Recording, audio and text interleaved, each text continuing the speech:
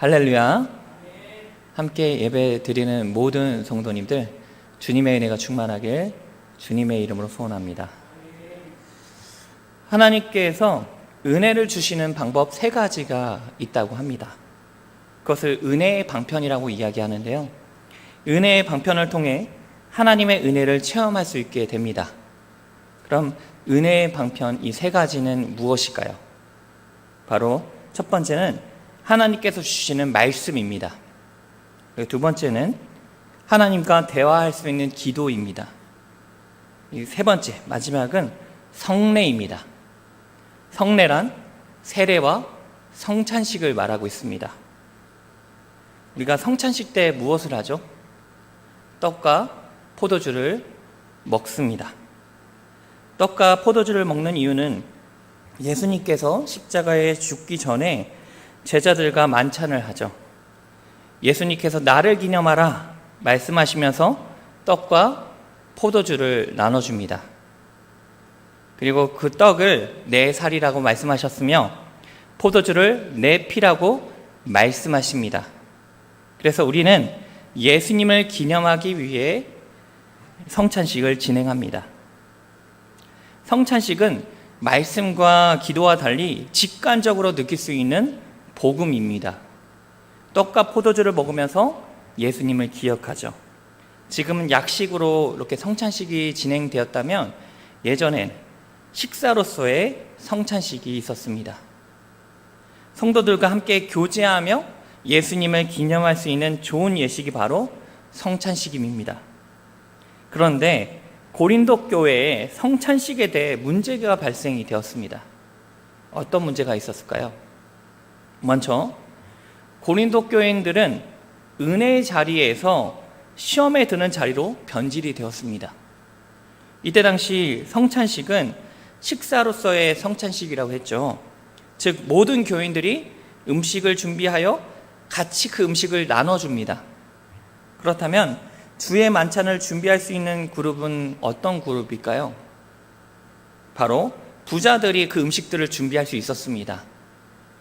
그리고 그 음식을 준비하려면 일찍 와야 됩니다. 그러니 성찬식 때에 제일 앞자리와 좋은 자리들은 다 부자들이 독차지했습니다. 반면 음식을 준비하지 못한 가난한 사람들은 늦게 올 수밖에 없어요. 가져온 것이 없기 때문입니다. 주의 만찬에 베풀 것이 없으니 부끄럽게 돼버렸습니다. 본문 21절 말씀에 이런 이야기를 합니다. 사도 바울이 이는 먹을 때 각각 자기의 만찬을 먼저 갖다 먹음으로 어떤 사람은 시장하고 어떤 사람은 취함이니라. 함께 먹고 마시고 즐거워하는 그런 성만찬에서 어떤 사람은 포만감에 먹고 어떤 사람은 배고픔에 그 예식이 끝난다는 것입니다.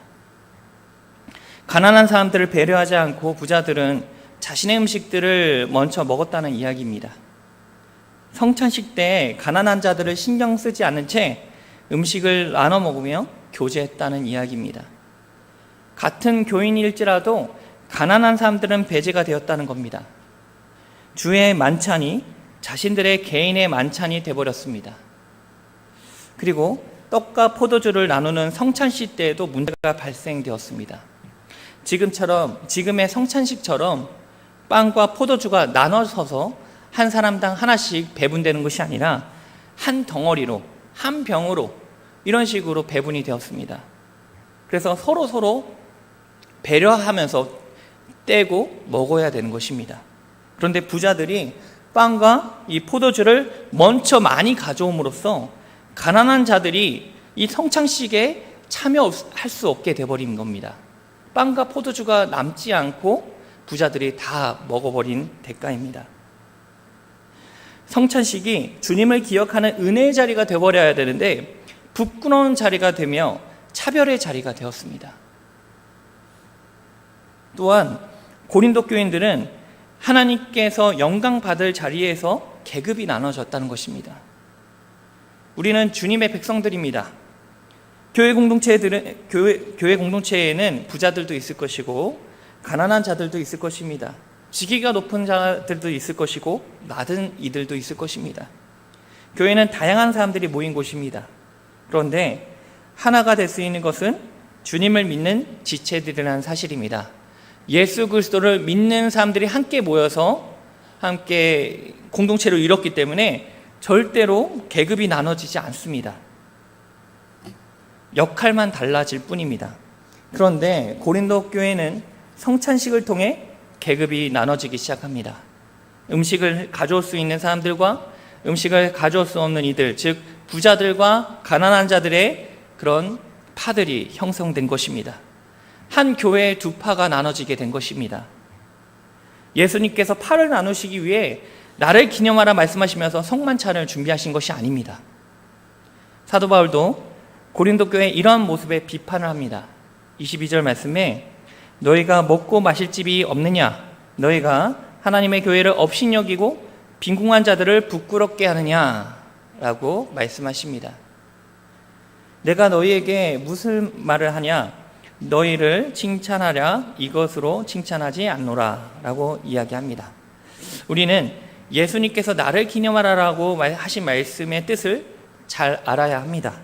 즉 성찬식의 참뜻을 알아야 한다는 것입니다. 성찬식은 죄인된 우리를 위해 예수님께서 몸이 찢기시고 보혈의 피를 흘리신 그리스도의 죽음을 기념하는 거룩한 예식입니다. 그리고 그리스도인들이 다 같이 예수님을 기념하는 공동체여야 한다는 소리입니다. 한 명도 소외되지 않고 예수 그리스도를 기념하는 날이 바로 성찬식입니다. 예수님은 부자들만 함께하는 것이 아니라 오히려 죄수들과 반역자들과 여러 소외되는 사람들과 함께 식사를 나눴던 분이셨습니다. 또한 예수님이 죽으셨을 때 일부만 구원을 얻는 것이 아니라 모든 사람에게 예수님의 이름을 믿는 자들에게 구원을 주시는 기회를 주셨습니다. 또한 주님 오실 때까지 기념해야 하는 중요한 예식입니다. 다시 오실 예수님을 위해 지속적으로 기념해야 하는 예식이 바로 성찬식입니다. 그런데 고린도 교회는 발을 나누고 주의 만찬이 자기의 만찬으로 변질되었습니다. 주님의 교회를 업신여기는 일들이 만행되었다는 것입니다. 그래서 주의 만찬인 성찬식을 자기의 만찬이 되지 않기 위해서는 우리는 어떻게 해야 할까요? 먼저 나를 살펴봐야 합니다. 26절에서 29절 말씀을 보면 사도 바울이 이렇게 말합니다. 너희가 이 떡을 먹으며 이 잔을 마실 때마다 주의 죽으심을 그가 오실 때까지 전하는 것이니라. 그러므로 누구든지 주의 떡이나 잔을 합당하지 않게 먹고 마시는 자는 주의 몸과 피에 대해서 죄를 짓는 것이니라. 사람이 자기를 살피고 그 후에야 이 떡을 먹고 이 잔을 마실지니 주의 몸을 분별하지 못하고 먹고 마시는 자는 자기의 죄를 먹고 마시는 것이니라. 내가 성찬식에 참여할 때, 주님의 기념을 하기 위해서 예식을 참여할 때 어떤 마음으로 참여하고 있는가를 살펴봐야 한다는 것입니다. 내가 떡과 포도주를 먹으면서 주의 몸과 주의 피를 기념하기 위해서 예식하고 있는가를 살펴봐야 한다는 것입니다. 또한 내가 주의 예식에, 성찬식에 참여할 때 정말 내가 죄를 짓고 있는가, 하나님과 가까이 하고 있어야 되는데 멀리 하고 있는가, 하나님의 말씀을 듣지 않고 내가 우상을 섬기고 있는가, 그것을 계속해서 점검해 봐야 되는 것입니다. 우리가 사도 바울이 그렇게 얘기한 것은 부자들이 이 모임이, 이 거룩한 예식이 그냥 사교 모임을 하고 싶어서 예식에 참여하고 있는지를 점검해 봐야 한다는 것을 말해주고 있는 것입니다. 교회도 마찬가지입니다. 우리는 예수 그리스도를 기념하기 위해 매주 모임입니다. 저와 여러분들은 어떤 마음으로 예배에 참여하고 있습니까? 어떤 마음으로 성찬식에 참여하고 있습니까? 한 주간 하나님의 은혜 가운데 살았습니다. 모든 영광을 하나님께 돌리며 예배를 드리고 있습니까? 나의 죄를 위해 십자가에 달리신 구원으로 이끌어주신 예수님께 감사하고 있습니까? 아님 단순히 사람과의 교제만을 생각하며 오시고 계십니까? 예수님은 나의 마음에 전혀 없이, 예수님은 내 마음이 예수님으로 가득 차지 않고 그냥 침묵에만 생각하고 오십니까? 예수님은 우리의 마음을 잘 알고 계십니다. 내 개인적인 목적만을 가지고 예배 드린다면, 성찬식을 드린다면 하나님께서 그 예배를, 그 성찬식을 받지 않으십니다. 저와 초등학교 때 동창인 친구가 있는데요. 제 친구는 이제 개척교회 목사님의 아들이었어요. 제 친구는 어렸을 때부터 전도사처럼 아버지를 도왔다고 합니다. 그런데 이제 저랑 이제 얘기를 하면서 사역했을 때 에피소드를 들려줬는데요.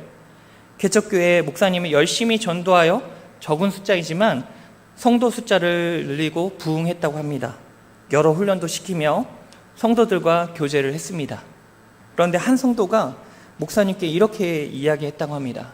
저 교회에 옮기려고 합니다 라고 목사님께 이야기했다 합니다. 그래서 목사님께서 성도에게 물어봤죠. 무슨 일 있습니까? 라고 물어봤습니다. 그러자 그 성도가 목사님께 이렇게 얘기합니다. 저는 이 교회가, 이 개척교회가 너무 좋습니다. 하지만 미용실에 갔는데 대형교회에 다니는 친구가 이렇게 이야기했다고 합니다. 너 개척교회 가면 가게에 손님 없을 수 있어. 그러니 대형교회로 오는 것이 어때? 그럼 내가 성도들을 소개시켜 줄게 라고 이야기했다고 합니다. 그래서 그것이 고민이 되어서 고민 끝에 말씀드립니다 라고 목사님께 얘기합니다.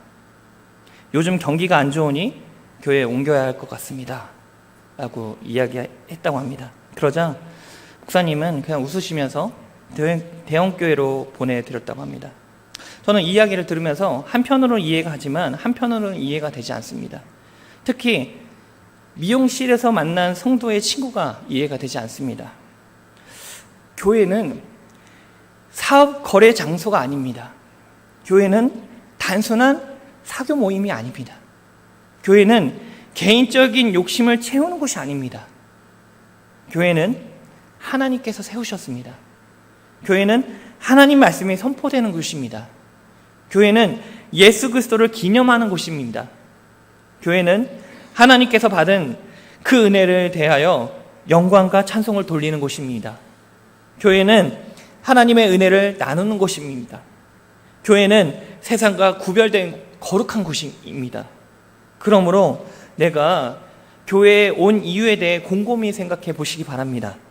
내가 교회에 올 때 어떤 마음인지, 내가 예배를 드릴 때 어떤 마음인지, 내가 예식을 드릴 때, 내가 성찬식을 드릴 때 어떤 마음인지 말입니다.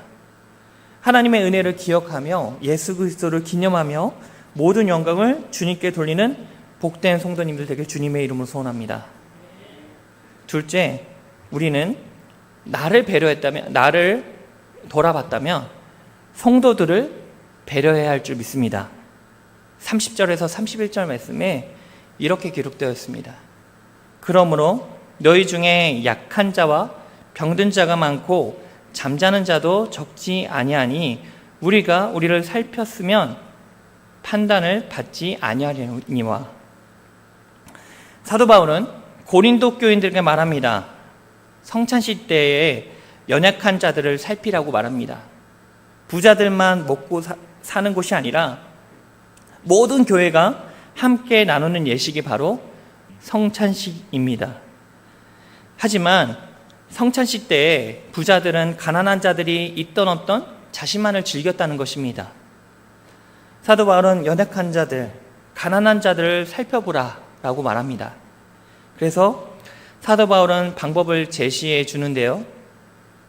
고린도전서 11장 33절에서 34절 말씀에 보면 그런즉 내 형제들아 먹으러 모일 때에 서로 기다리라. 만일 누구든지 시장하거든 집에서 먹을지니 이는 너희의 모임이 판단받은 모임이 되지 않게 하려 함이라. 그 밖의 일들은 내가 언제든지 갈 때 바로 잡으리라. 부자들이 먼저 왔다고 할지라도 그 음식들이 다 먹는 것이 아니라 기다리며 배려하라는 것입니다. 부자들은 가난한 자들을 배려하지 않고 자신이 먹을 것들을 막 챙기면서 먹습니다. 은혜를 받아서 먹을 수도 있겠죠. 그래서 더 하나님의 예수 그리스도의 피다, 예수 그리스도의 살이다 하면서 막 먹을 수도 있겠죠. 그런데 그 은혜를 생각했지만 우리의 주위의 사람들을 생각하지 못했다는 것입니다. 그래서 우리 성찬식 때 일부만 즐기는 예식이 아니라 모두가 예수님을 기념하는 예식이 되어야 하기 때문에 그렇게 말한 것입니다. 성찬식에 참여한다는 것은 기본적으로 세례를 받은 사람들이 모입니다. 물 세례와 성령 세례를 받은 자들일 줄 믿습니다. 내가 더 가졌다고 해서 다른 이들을 소외시켜서는 안 될 줄 압니다. 그러므로 은혜 받은 그 자리에 하나님께 예배드린 거 중요합니다. 그것만큼 우리 주위의 사람들을 바라보시기 바랍니다. 함께 예배 드려야 될 줄 믿습니다. 우리 교인들도 한번 살펴보시기 바랍니다. 함께 예배 드려야 하는데 영육간에 연약하여서 떠나거나 혹시 소외되는 성도님들이 없지 않습니까? 제가 코로나 때 이제 동합교회 왔는데요. 교회 사진이 저장되어 있는 파일을 본 적이 있습니다. 그 사진에는 2층과 3층이 빼곡하게 앉아있는 모습이 있는 사진이 있었습니다. 그런데 그들은 지금 어디에 있을까요? 그들은 지금 무엇을 하고 있을까요? 그들은 왜 교회에 나오지 못하고 있을까요? 그들은 다른 교회라도 갔을까요? 왜 그런지 소식을 안다면 감사할 일이지만 우리가 떠난 그들의 소식을 모른다면 혹여나 그 성도들에게 관심이 소홀해진 것이 아닐까라고 생각을 할 때면 우리가 함께 고민해 보시기 바랍니다. 저도 마찬가지고요. 여러분들도 한번 고민해 보시기 바랍니다. 저는 우리만 웃고 우리만 은혜를 받고 끝나는 것에 좀 마음에 찔렸습니다. 그리고 어떻게 해야 그들이 돌아올지 방법을 몰라 답답할 때가 많습니다. 저도 오늘 말씀을 준비하면서 찔림이 있었습니다. 항상 찔림이 있지만 유난히 오늘 말씀에 더욱 찔림이 있습니다. 다행히도 처음 왔을 때보다 숫자는 늘었지만 교회를 나오지 않는 다음 세대들, 혹시 나 때문에 아닐까? 내가 은연중에 혹시 소외시켰지 않았을까? 내 말이 부담스럽지 않았을까? 내 행동이 혹시 부담스러웠을까? 나의 어떤 부분 때문에 부족해서 그랬나? 등등 여러 생각들이 있었습니다. 우리 함께 고민해 보기 바랍니다. 우리만 성만찬을 즐기며 우리만 주님의 복을 누리며 우리만 은혜를 누리고 우리만 하나님의 사랑을 받는 것이 아니라 영육간에 연약한 분들이 있다면 어떤 이유이든지 탕자 같은 분들이 계시다면 함께 주님의 은혜를 누릴 수 있는 방법이 어떤 방법이 있는지 함께 기도하고 고민해 보시기 바랍니다. 사실 저는 방법을 찾지 못했습니다. 답답하긴 합니다. 하나님께 기도밖에 없다는 것밖에 방법을 모릅니다. 우리들끼리의 성찬식이 되지 않도록, 우리들끼리의 예배가 되지 않도록 우리 영육간의 연약한 이들과 함께하는 성찬식, 함께 예배드릴 수 있도록 우리 기도하기 원합니다. 모두가 참여하는 것이, 모두가 함께 주님의 복을 누리는 것이 주님께서 원하시는 성찬식일 줄 믿습니다.